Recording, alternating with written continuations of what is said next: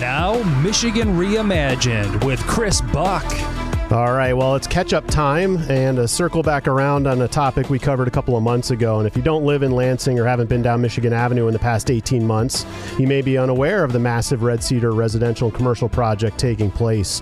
So here to discuss what is currently live and what is still to come is the Executive Project Manager for Ferguson Development, Mr. Christopher Stralkowski. Welcome, Christopher. And good morning. How are you, Chris? I'm great, thanks, and welcome back. So for those not familiar, where is Red Cedar located and what is the project comprise of? Who's the development team? Okay, so the development team is Joel Ferguson of Ferguson Development, located here in Lansing, a longtime Lansing guy, raised, pretty much Lansing is Joel, Joel is Lansing. Right on. And Frank Cass, who's very much a Columbus guy, has done $3 billion worth of mixed-use commercial hotels throughout the country. That's through Continental. And then we partnered with Frank, I think it was about 2013, 2014. So it was about a 6-year journey to put this project together. So we've got two very, very credible developers. Yes. One's an institution in Michigan State land and the other one's in Ohio State land. That's right. It's going to get fun in a couple of weeks. Right, it is. It is. So I know that you mentioned 2013. It took a while to get this off the ground, and I know we covered it in our last conversation. But just for those kind of tuning in for the first time about this, who were all the other people that had to join hands at the table to get this thing actually to break ground a couple of years ago? Well, this was definitely a P3, a public-private partnership. We've worked alongside of and with two mayoral administrations, starting with former Mayor Bernero, working with Andy Shore's team, LEAP, Bob Tresice, Carl Dorschmer, worked with the LBRA, which is the Lansing Brownfield Regional Authority, worked with DEQ, which is now Eagle, DNR, and then, of course, we were working alongside the Drain Commissioner, who's doing about $32 million retrofit, repair, and redesign of the Montgomery drain, which is located in the Frandor area, which is where our project is located. Okay, so when people accuse, government for rubber stamping developers just to be able to do whatever they want, you can testify that that's not the case. If there were a lot of people dotting I's and crossing T's and making sure things are done right. Very much so, and I'm on the radio and you can't see the gray hair. I've grown since then. But the reality is I think anything that is this transformational is going to require that type of vetting. And I can't tell you how many community stakeholder meetings, public discussions with legislators, government officials. We had a weekly meeting with the LEAP team, working with attorneys, working with engineers, working with finance people. But it was, I don't want to say a labor of love because it was extremely frustrating at times. Yep. But the outcome speaks for itself. I mean, it is a transformational project. We said that all along, and I truly believe it is. Right on. And I agree, as coming from an economic development background and driving by that project every day and watching it come out of the ground, there's no question that is at the epicenter of really the city of Lansing, the city of East Lansing, and the city of Michigan State University. No question. And don't forget, 127. You can see it from the highway and how many people travel up north and from north to south, and this massive buildings are coming out of the ground, and it really does sort of put a footprint along Michigan Avenue, which I believe we lacked at one point in time. Right. So before we get into what's there and what's coming, final thought on, pandemic has unfortunately changed everyone's lives. How did the construction team navigate the pandemic? Did that get you off schedule or did it really complicate things? How's the construction been going? Well, I think along with everyone else here in Michigan and in other states where there was a shutdown, everyone had to step back and put in a protocol, which our partners, our GC, Continental Building Companies, put that in place. And so that protocol has been in place and will stay in place as long as required. And I mean, being a scientist, I think probably going forward, this will be a standard. Right. I don't see this, especially when we have these variants popping up. But we were lucky because the construction for, in this case, the student housing was able to continue because it was being constructed in Indiana, where they did not have a shutdown. So they continued to fabricate the paneling, which is what the student housing is built, sort of like a Richter set or a Lego set. Okay. So once the pandemic or once the shutdown order passed, we were able to just get all of the, panels up and get to work. So Saturdays, Sundays, and evenings. So I'm told that everything went on time. It did. Yeah. Matter of fact, we're ahead of schedule, slightly. So I don't want to put any, pressure on CBC, but yes, we are on schedule. So, all right. So let's cut to it. You mentioned student housing, and that's obviously a huge part of it. We're right off Michigan State University. Yep. And for those not familiar with the site plan, if you, the area of this development project, how many acres is this land? Our portion in the floodway, in the floodplain is about 32 acres. Okay. It's about 61 altogether because south of the road that separates the site is the floodway. Right. Which is where the retention pond and all the parks and the trails and some of the parking. And let's not forget the amphitheater. We just dedicated that to Jack and Sue Davis over the weekend. Oh, shoot. I missed that. Yeah. Oh, congratulations to them. What a legend. And I have to say that too, because Jack played a very important role. He was sort of like a liaison between us and the various entities that we talked about earlier. And unfortunately, he passed during COVID, which did not allow us to do a celebration of life. So we just had that this last weekend, and we made sure that, Sue and his family and Jack's family was aware of the fact and printed out some nice, boards of the design. And right. So it's the Jack and Sue Davis. I knew there was a celebration for him over the weekend, but I didn't realize the dedication was a part of that. Yep. So thanks for doing that on behalf of the community and everyone who knew Jack. Yep. Yeah, no kidding. So the student section is clearly the closest, outside of the floodway to campus. And is it big? Well, if you call 800 student beds big, I would say yes. If you see what the scale is that has been built in East Lansing as of the last 3 years, we're not as big as the Hub, which is on the opposite side of campus, on the east side of campus. Yep. Landmark, I believe, has around 550 beds. So we're in between Landmark, which is built over the urban Target that's now located on Grand River in East Lansing. And I think the Hub has over 1,000 beds. Okay. So we're right in the middle. So it's comparable. But Absolutely. But it's big. It is big, yes. And we're also 99.7% leased. I was going to ask about that. Yeah. I heard 95%, and then I heard someone said we're done. We have full. 3 beds. 3 beds. Yes. So, between you and me, we could get down to 1 bed. Right on. So that's impressive, right? Because other places have opened up. And maybe, granted, they opened up a couple years back, but I know there's another large project pretty close to this. It took a couple of years for students to kind of populate. Started maybe 50 and then got to 70 and then now in the 90s. Is that amenity driven or is that timing driven? Or to your point, my sister, who's quite younger than me, 16 years, when she came to MSU, the big thing was to live away from campus and drive to campus. There was something about it was Independence or what it was. I believe it was out there towards Bath, off of Abbott. And that was brand new.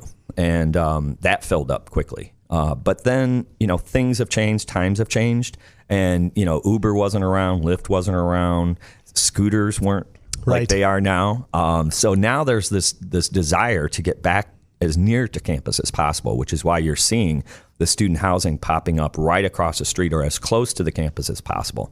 And then East Lansing itself has gone through a transformation. We used to rent out houses back when I was in school, and you'd share a bedroom and you'd share a bath. Well, now everyone has their own bedroom, their own bath, washer and dryer, brand new, stainless steel appliances and Wi-Fi and pool tables. And it's legit. Yeah, it's really, really impressive. And I suspect that the houses for rent will still probably have a place in this community, but you got to look and decide, do I want to live in this place? It's been a student rental for 35 years. I agree. And all the things that go along with that, or do I want to live in this place that's basically a palace? I didn't have a house that nice until I was like 30. And I think security or safety is another prominent issue when you have a large student housing build like we have.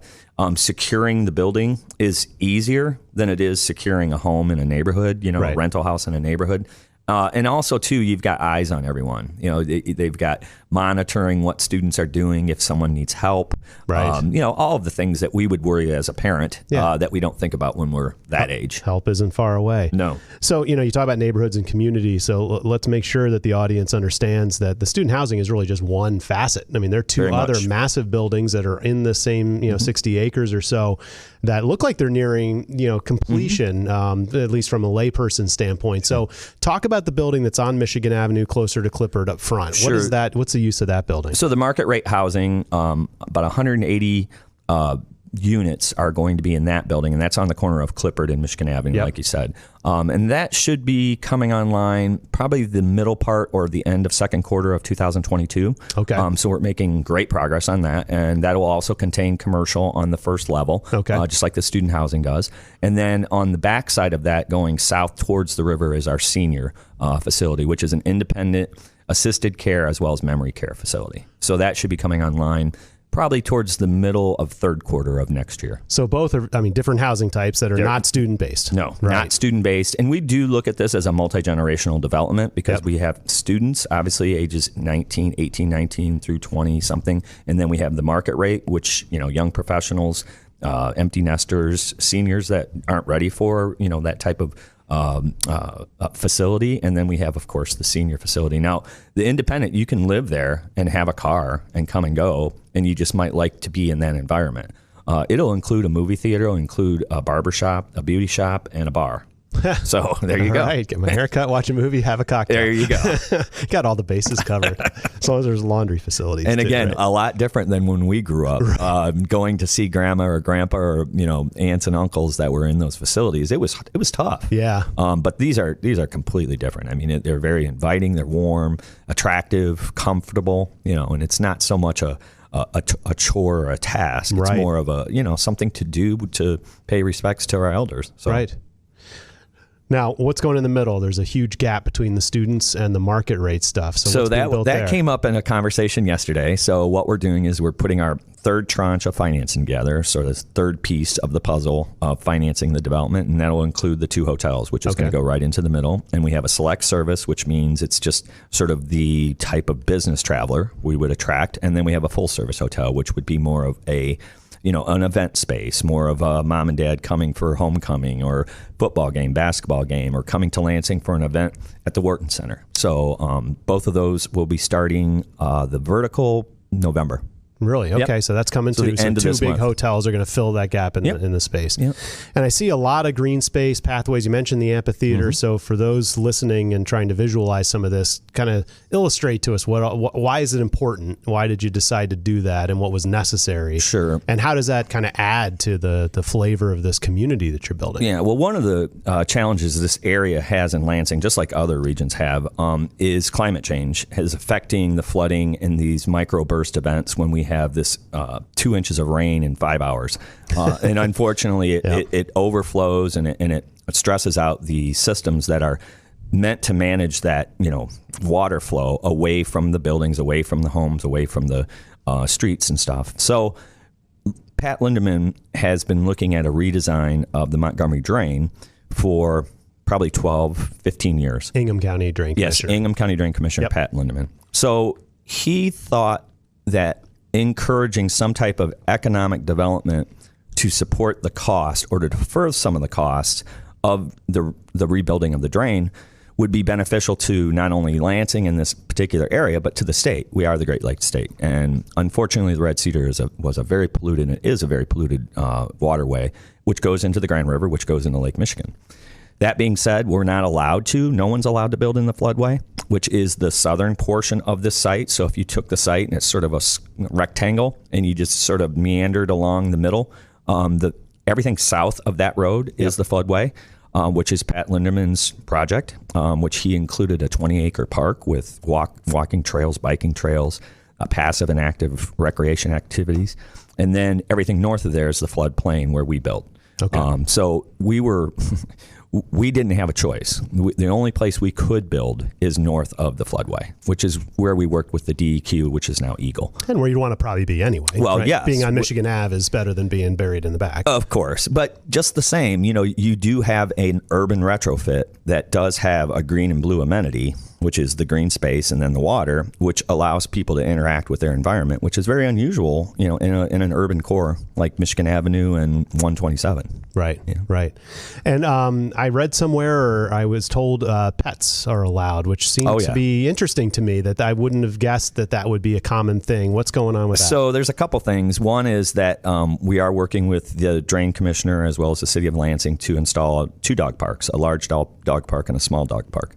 One of the outcomes of the pandemic was that people adopted a lot of pets. So one of the things that we encouraged our operators is to allow pets into the market rate and the student housing. So it's just a different landscape. Before, no pets allowed, and looking after dogs and all those things. My daughter got a dog, and I'm a proud grandparent of a dog. So now I know why people go crazy over their pets, and it's a way of life now. It's different, and you have to evolve. And I got to believe that that's a competitive advantage, because most of your competitors or other housing options for these students are not offering that type of amenity or the ability for them to have pets. No, and I think it's changing, and you've got emotional support animals. So again, people's thinking of what a pet is or what a pet is for has changed, has evolved, and I think it's a good thing. Yep. Okay.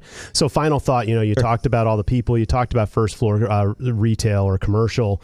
These people, it sounds like you've got 1,000 or more people that are going to be on this kind of campus in its own right, and they're going to want to shop and have some amenities that they can walk to.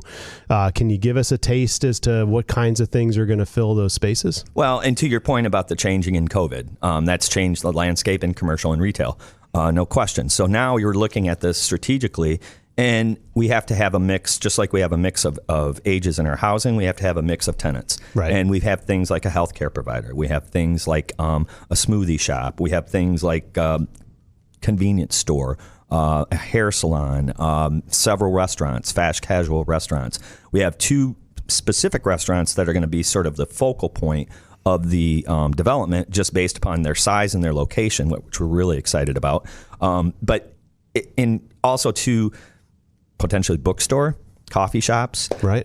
Things where, again, I think they're going to be pet friendly as well, right? That give people the opportunity to sort of leisure time, wind down time to work on your iPad or your iPhones, whatever it is that people do, or just sit there and look over at the park, which is going to be populated with tons of vegetation that's Michigan based, so it's native to Michigan, as well as the regular animals that will show up, the ducks and the geese and all the different things that'll be there. So right on. Well, that's great. So congratulations on the development project. We've got, the student housing's up and running. Its semester's upon us. We're recording this in early October of 2021. So the students have been there for a couple of months now. Yes. And market rate apartments and senior living is upon us sooner than later. And they're breaking ground on the hotels.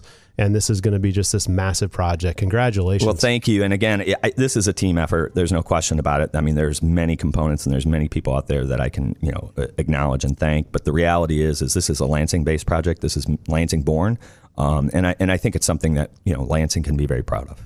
Wonderful. Well, we've been following up with the Executive Project Manager of Ferguson Development, Christopher Stralkowski, on the great Red Cedar Project, basically at 127 and Michigan Avenue here in Lansing. Thanks very much for joining me today. Thank you again, Chris. I appreciate it.